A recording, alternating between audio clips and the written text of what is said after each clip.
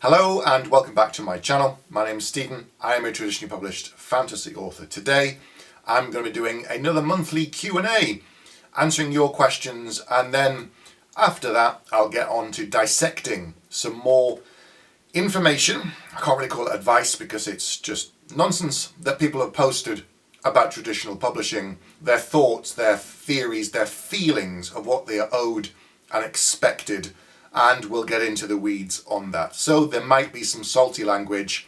Who knows? We'll see how annoyed I get.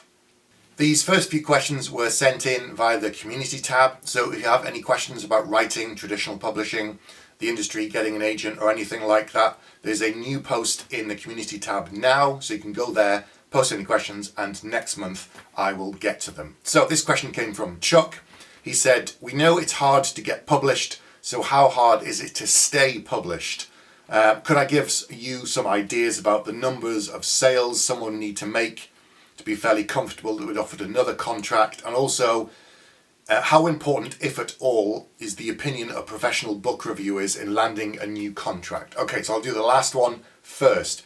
Professional reviewers are important only in that it helps promote the book. So I had a starred review for The Coward from Publishers Weekly. That was great because that came out before the book was officially published. They sort of got a preview copy, read it and reviewed it, so that for those people who follow those kind of things, libraries, booksellers and that kind of thing, they can see that and say, right, they've given it a good review. That's quite encouraging. In terms of whether or not that then leads to another book deal, I think it has no bearing whatsoever. The only thing that matters is sales. Even if you had 100 great reviews from bloggers, websites and all the rest of it, doesn't matter if you only sell 5 books, 100 books. That isn't going to help you at all. It's numbers. Publishing is a business, whether you're self-published or traditionally published, and of course it's to do the difference with risk. With self-publishing, you take all the risk, you put all the money in, it all comes down to you. With traditional publishers, they put the money in terms for giving you the money in terms of advance, and then the printing and all that kind of thing to pay for all of that. So they take more of the risk. And so it comes down to, have they made a profit? Now he asked, how many books would you have to sell in order to know that you're going to get a new contract? So this is where it gets a little bit complicated, but the simplest way to think about it is your first book does not have to be a bestseller for you to get a new contract.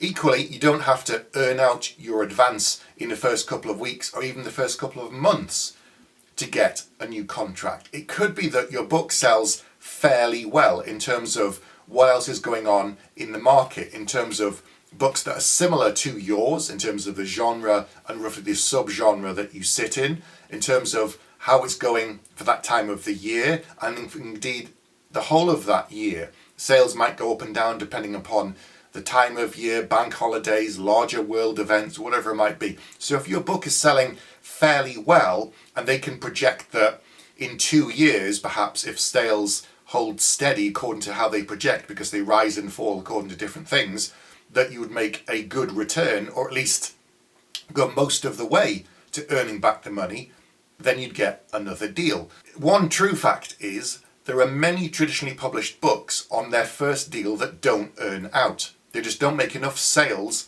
to claw back the money for the publisher for you to then start earning royalties. So they give you an advance, let's say it's $10,000.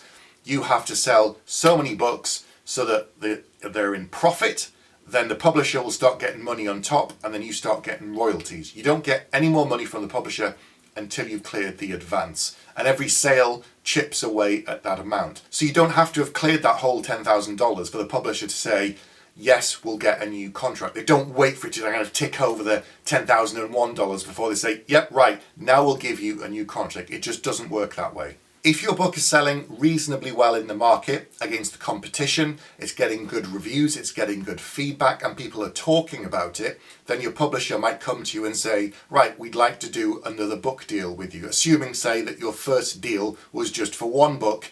They give you $10,000 advance. Maybe you've cleared $3,000 in the first few months, and they're thinking, okay, that's not too bad. It's ticking along. Equally, when a second book comes out, it'll then lift the sales of the first book, especially if it's a series, but also a lot of people like to go back to the very beginning and start the journey with the publisher, whether it's a standalone or part of a series. My sales on my first trilogy, the first book is always high because everyone thinks, right, I'll see what this series is like. They dip into the first book, some people enjoy it, some don't. So the sales are always going up and up and up on that first book, and that's just how it is for most people. Some debut deals you'll see on the bookseller and on other places have huge advances. I'm talking, they'll say something like a reasonable six-figure sum. So that could be £100,000, $100,000. I'm thinking, that's a lot of money. They also have to then clear that. So here's the kind of pros and cons of having a big advance. If you get $100,000 for one book, say, that's pretty uncommon. It's usually more common for, say, a trilogy. But let's say you had 100K for one book. You have to sell a lot of copies, a lot of paperbacks, ebooks, audiobooks, to get anywhere near earning that much, earning that money back for the publisher before they go forward with you. But if your book is selling reasonably well, if it's kind of ticking along nicely, there's a lot of buzz, a lot of people talking about it, people are talking about you as a writer, of course, remember, they're sort of saying they've got lots of great ideas, I'm really intrigued to see what they do next, this sort of thing. It might be that the publisher says, okay, we gave you 100,000 last time, this time it's selling, but not nearly as strongly as we hoped. So this time we're only going to offer you 50. Therefore, the risk of them is half as much as it was before. The money you get in your pocket is less. But if you started off with a smaller advance and you sold fairly well, you'd earn that back faster. So this is where it gets a bit up to kind of dealer's choice, really, author's choice. If you start a really small advance and you sell fairly well, you can earn that out in a couple of weeks, a couple of months, then everything after that is profit for you and the publisher. It means that the small advance, you obviously can't live on that. That's just money to go in your pocket for the time being. It can contribute to your salary, to your cost of living, and everything else. Or there's the other side. Some people get a really big advance on their debut. They pause their job or they quit their job and live off that money whilst writing. But then, of course, if the book doesn't sell nearly as well as expected, the next time they get the advance, they won't be nearly as big as before. So you have to then live off a smaller amount. I've said this before, but it's worth repeating. Most traditionally published authors have day jobs, part-time or full-time, to supplement their income, because the money they get from the advance, but also the royalties, which are paid every 6 months or sometimes every 12 months, are not enough to live on. There's all the big names that you can reel off and say, yes, well, they do very well. Yes, they're the tip of the spear. They're the best sellers. They're the people that are now household names. There are thousands and thousands of other traditionally published authors who are not that. Stephen King, whoever you want to be. Just like actors, just like musicians, any industry, creative that you want to pick. They're the people that you know that everybody can name on quiz shows. Then there's the next tier down. Then there's the next tier down, and so on. And some of the smaller authors, musicians, actors may have brilliant followings, really powerful, really positive, but until they kind of can grow that audience, they're not going to be living off the money. And it's the same for writers. A secondary contributing factor to whether or not you get another book deal is how you are as an individual. If you've got a good reputation, if you deliver your work on time, if you work well with your editor and everybody else within the publishing house, if you push and sort of do your part in terms of marketing and promotion and social media, because everyone has to do that, whether you're self-published or traditionally published. If all of that contributes to a good reputation for you as a writer, they know that when they give you a deadline, you hit it, and all of your deadlines that follow in terms of edits and feedback and so on, then that can stand you in good stead, because they know they don't have to worry about you. They don't have to handhold you as much compared to perhaps some other writers. Now, this isn't to blame some writers. I'm not saying this. I'm putting this up front. But some writers have other things going on in their life, whether it's family problems, whether it's mental health issues that can mean that sometimes they miss a deadline and it just slows the process down. So that, that only affects the publisher in that they know, okay, we're going to have to make adjustments, we're going to have to change their deadlines and so on. But someone that hands your book in on time, every time, they're the kind of author that you want to work with. So that can also contribute. I don't think it's like a ultimate deciding factor. It's all down to, has the book done well? Is it continuing to do well? Do we think projection-wise it's going to do okay?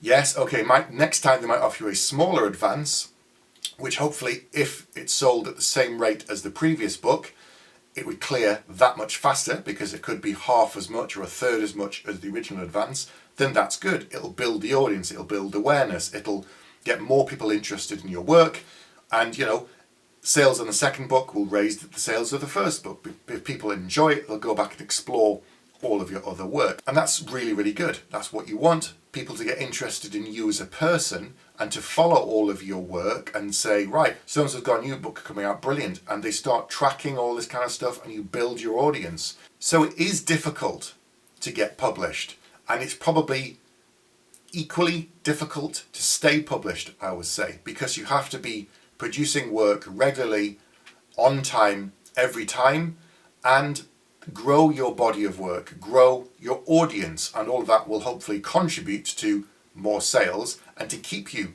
in publishing and keep you as a traditionally published author. And of course, some writers can't do a book a year or a book every 2 years. It depends upon the genre, it depends upon the market, it depends upon reader expectations. But if you're someone who is good at all of those sort of things, as I said, a secondary factor, that you're on time every time and you're good with that kind of thing, then that can help you stay in print.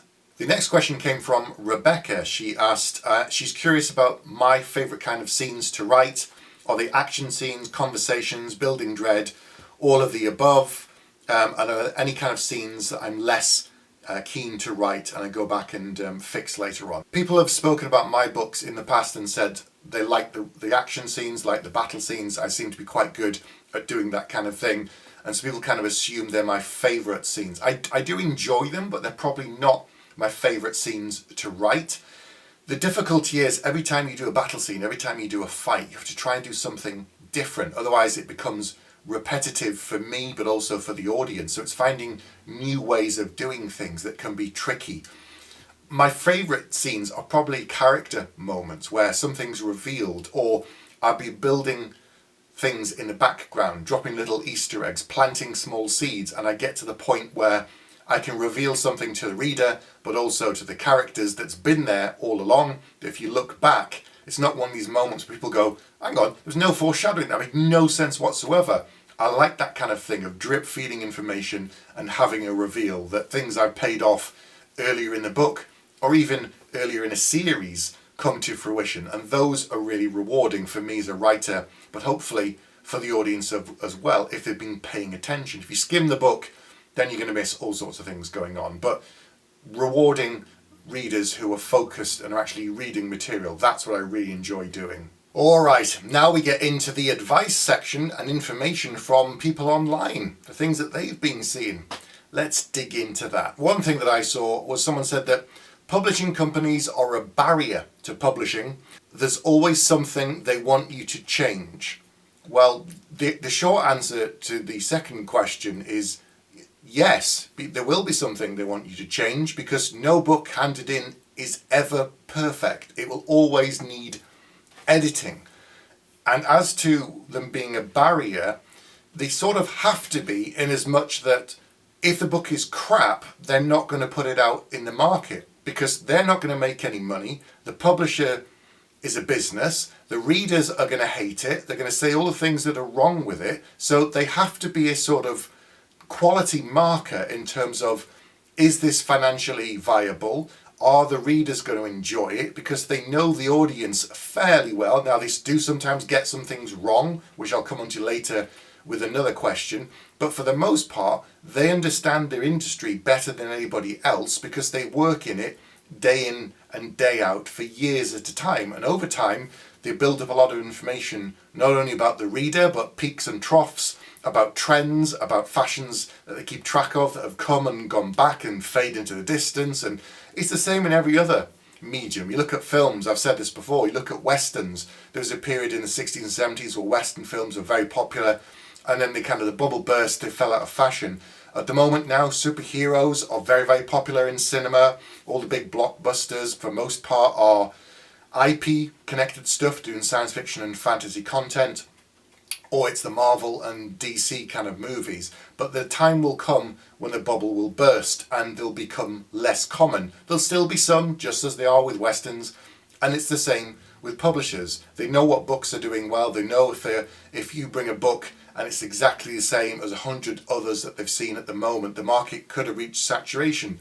Or they could say, right, you're writing a book about a retelling of some kind of mythology. That's very popular at the moment, yes. And back to the edits thing. If you're talking about, oh, they have the final to say and they make big changes, then this is more bullshit. And I touched on this last month, so go and check out the Q&A for there. You have ultimate say. It isn't the publisher. Anybody says that is just lying to you again, because they want you to go down the self-publishing route and they want you to believe that traditional publishing is evil and they rob you of all control. Now, it's not true. Check out last month's video for a longer answer on this topic. The next thing was someone talking about the money and saying that traditional publishing is bad for you in terms of the money. Now, it's just different. No one is better than the other. And I've touched on this a little bit earlier in the video. So with self-publishing, you put all of the money up front. You decide who's doing the cover artists, you choose the artist, what the design is, you tell them, they'll go away and create something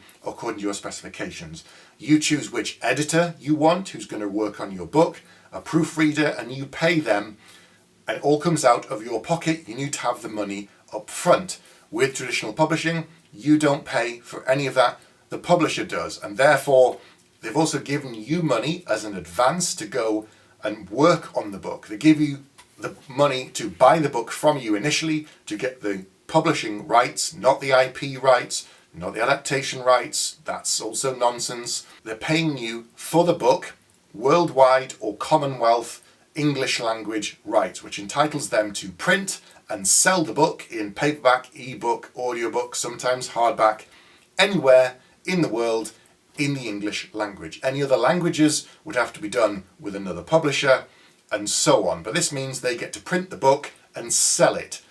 And they are trying to recoup the money they've given you, but also make a profit. So given that they've put a lot more of the money in and they're doing a lot more of the work, they get a bigger slice. When you're self-published, you hire all these people, they're paid just for their service, they don't get anything on top, and you recoup more of the money because you've taken the greater risk. It's just what your preference is. How much control do you want to have? Do you want to be focused on every little thing? I'd prefer to spend more time writing the books than worrying about some of this other side. Now, it's not to say I am unaware, because as some self-proclaimed published authors have said, well, I have a background in business, therefore I know all about these things, I have a step up. I also have a degree in business studies, but I choose not to use that. I prefer to hand it over to the professionals in the industry to work on that things. But I'm aware of it, and I do understand it, and I do ask them questions which they answer me, because I probably know a little bit more than those who don't have the business side or don't have that background at least. So I haven't been lured in traditional publishing because I don't know any different. I do, and I chose this path. So it's all about what you choose to do. This next comment was a real corker, and it really amused me. Somebody said, the genre that you're writing in now isn't popular, or the particular type of story that you're doing, so you shouldn't go down the traditional publishing route. This makes it sound as if readers who read traditionally published books and self-published books are two completely separate groups of individuals, and there is no overlap whatsoever. If I walk into a bookshop, if I go onto a website and I see two fantasy books that look really cool, interesting covers, and I buy them, I don't know until I get them in my hand and look at the spine or whatever being able to tell me who's printed them and whether they're traditionally published or self-published. And sometimes the quality of self-published books is now so good you couldn't tell the difference without then looking up the name of that publisher and finding out that it's a self-published company. They're just that good these days. So saying that you shouldn't go down this route because it's not popular is against all common sense. If you write another book in an area that's already saturated, that's already dying off, or that there's so many of them that the sales on every new book that's released is so low, why on earth would you want to do that? It's back to what's your idea of success. Having a book out, selling 10 copies, if that's all you want to do, you've seen that so-and-so is very popular, I can do one of those books, I can do something different, and you put it out, great, and it sells 100 copies. If that's all you wanted, then go for it. But if you're thinking, well, the traditional publishers have said, well, it's not very popular these days, so therefore I shouldn't be doing it. Maybe you should listen? Just common sense, because when you put it out in the self-published market, readers are going to look at it and go, I've seen 100 like this before. Meh, some will give it a chance. Most of them probably won't. So use a bit of common sense. How about that, eh? The next thing I wanted to talk about was to do with entitlement that I've seen from some people. It was really quite eye-opening.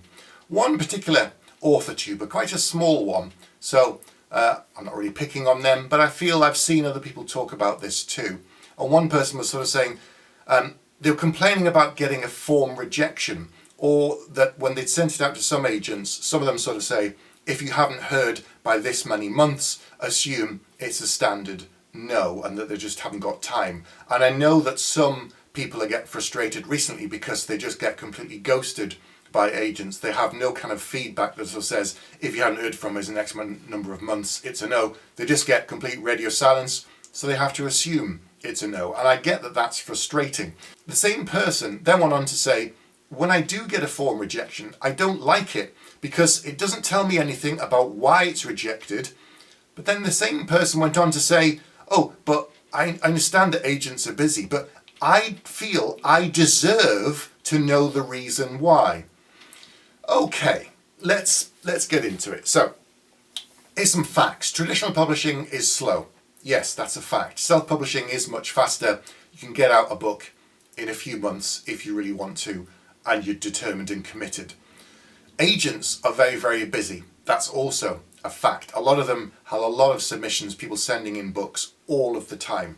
Fact. Typically, agents are looking at new submissions on top of all of the work that they have to do for their existing clients. So they're reading evenings and weekends, they're cutting into their personal time because they haven't got time to do that whilst they're looking after their current clients.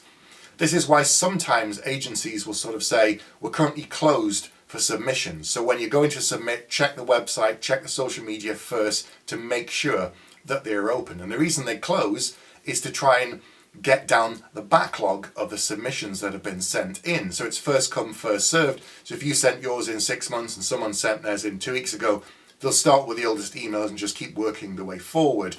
And they try to kind of chip away at that pile so it doesn't just keep piling up indefinitely, and they can try and clear it. If an agent took the time to respond to all of the emails that they've had in, all the submissions, and try and give individual feedback on each person as to why it was rejected, they wouldn't have time to do their actual job of looking after the existing clients. It isn't possible. And I know that that's frustrating, but that's reality of traditional publishing. People have said that agents are gatekeepers and therefore they're stopping people from getting published. They are only in as much as, like publishers, they don't want to take on crap. If your book is awful, if it's badly written, if it's badly constructed, if the pacing is awful, if the world building is awful, if it's just a copy of something else, then why on earth would they take that on? They're a business person. They're there to make money for themselves and for their client and for the publisher, because it's an industry, it's run on creation, it's run on ideas, but also it's there to make money for all of the people involved. That's just how business works. If you can't accept that, you shouldn't be writing books, because equally, if you're self-published, that's what you're doing. You're selling people your ideas to make money, to earn a living. That's just how it is.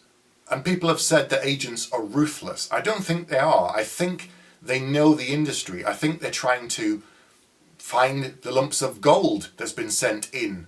Sometimes you get 1,000 submissions and agents have said they sort of pick 1 or 2 because the rest just isn't up to standard. And I've seen this sometimes. I've read people's work, and within the first couple of pages, I know if it's good enough or not to take it forward to the next level. Sometimes I can look at something and think it's nearly there, it needs work, but sometimes I can look at it straight away and think it's just not there. If you pick up any book off the shelf, it has to be a certain quality, and agents are doing the same. It's just they have thousands of submissions sent to them every year. Coming back to a thing I said earlier, is that agents, when they take on your book, they're taking a bit of a gamble. They don't know that it's going to be a success. They hope it will, based upon their experience, based upon their knowledge of the industry, based upon the editors that they regularly talk to, who will know that they like a certain type of book and they're keeping an eye on the market and trends, and you come in with a book that's quite good and they think, right, there's something here. I can see the potential in the book and in you as a writer, and they think, right, this is good. I like this. I'm going to champion this book. And they take it to an editor, and sometimes, for whatever reason, it just still doesn't fly. Now, I've done a video on this before about how you can have an agent but no book deal. And it does sometimes happen that for whatever reason, the market is just too busy, there's too many things going on, or the editor could turn around and say, we really like this book, but we've actually just bought 2 others that are very, very similar, and doing 3 in the next year isn't good for us. And you could take it to the next editor and they could say, oh, it's just not quite right for us for other reasons. So sometimes you can have an agent, but it won't be that your first book with them that is published, which is frustrating and annoying, but there again, that's just how the industry is. So you have to then work on a second book or even a third book before you present it and take it forward, and the market is right. So it's, it's timing, it's luck, it's so many factors that you can't control, and that's really one of the most frustrating parts about being traditionally published. But it's not that they're there to stop you from getting published, it's, do we think this can work? The other thing to remember is it has to be a professional decision, but also a personal decision. If the person doesn't like the book themselves, they can't champion it. The next agent down the list could say, oh, I absolutely love it, it's right to my tastes, and they take it forward. Now, one of the things that one person raised, a sort of authortuber, had said that, well, look at Harry Potter, look at the success of that. It was rejected by any number of agents, and then it went on to be a worldwide success. Whatever you think of J.K. Rowling and her politics and all of that, put that to one side and focus on the facts of at the time when the book came out, it changed everything. Now, this person's kind of forgotten a number of convenient facts, which is kind of tantamount to a lot of these videos where people talk about this sort of thing. The fact of the matter is, at the time, children's publishing wasn't nearly what it is today. A book about a boy wizard, we've seen that kind of thing before. We've seen it, before Harry Potter and after Harry Potter. Some have sold quite well, some haven't. But at the time, a few agents have looked at it and gone, nah, I don't think it's going to do very well for us. The market isn't right.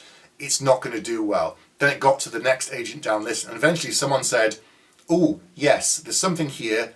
I think it's worth pursuing. And they were taking a risk. They were taking a gamble. They had no way of knowing that it would do fairly well, but they hoped. And of course, what happened to it is far beyond anyone's expectation. I can now go to London, get on a train, go to London, go to Harry Potter World, walk down Diagon Alley, walk in the wand shop. I mean, it's unprecedented. It's insane what it's become now. What you don't hear about, and what this other person has conveniently forgotten or has chosen to ignore, is that there are thousands of other books that the agent has gone, I think this has something, I think this has potential. They take it on and it doesn't go anywhere. Or they even get a publishing deal because the publisher takes a risk and they take a gamble and say, I think this has something. And it sells 5 copies and it dies a death and it doesn't go anywhere. So for every Harry Potter that you can wheel out as an example of agents don't know what they're doing, publishers don't know what they're doing, there are thousands more where they've tried it, they've put the money in, they've put their money where their mouth is, they've had a go, and it hasn't worked for any number of reasons that they could never predict. But what you have to remember is agents and editors are making all of these decisions based upon their experience. They work in this industry every day for months and years and even decades at a time. They have knowledge of all of the trends and what's been happening in the different genres going back years that you don't, not nearly to the level that you think you do. It's also based upon the tastes of the editors, that they know that when the agent presents the book to them, they know that they like this kind of book, therefore it stands a better chance of them picking it up, and for them, that person to then champion it internally at the publisher and take it forward. So all of this is based not on holding your finger in the air and going, yeah, we'll go for that book. It's based upon facts and trends and analysis, and yes, a little bit of luck and a lot of hope, but it's not an exact science. Otherwise, every book that the publisher put out would be a bestseller. So, do they sometimes get it wrong? Yes, because they're human. So in that case, shut the fuck up. Mistakes are made. That's just part of being human. So if you're writing a book and you send it in to agents with the sole hope of getting feedback and based upon that working on how to improve your craft, then you're doing it wrong. I'll say this now and I'll repeat that. If you send a book in to an agent so that you can find out how to improve your craft and do it better the next time, you are doing it wrong. Get feedback from other people. Beta readers, find an online forum, online group, go to a local writing group if there is one by you, and listen to the feedback. If 10 people tell you the same thing and you ignore it, that's on you. The book is crap. If they say it's too slow, if everybody says it's slow and you ignore them, the book is too slow. And it's your fault when people say, reviewers come back and go, wow, this book is just really slow, I couldn't get through it. Get feedback, get comments, get constructive feedback, whether it's a quid pro quo system where you give feedback and get it in return. Work on your book, find out what the strengths and what the weaknesses are and try and eliminate as many as you can before you send it to an agent. Don't just write a book, edit it and send it off in the hope that it'll get picked up, because thousands do that and they get it wrong and they get it rejected all the time. Do your homework, look into the industry.